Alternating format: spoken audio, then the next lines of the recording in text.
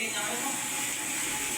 42 kilometers per hour, no? Kasi yung trainers natin ngayon na Magente 600, may actual road feels to, kaya ramdam na ramdam nila na parang halos sasakali talaga sila ng Justin na Baluna. Bali 4.1 kilometers yung haba ng ruta natin ngayon. Nasa 187 beats per minute na agad ang warm up na tayo dito. Agad si Justin, umpisa pa lang. Ayan, sinundan na siya agad niya, no?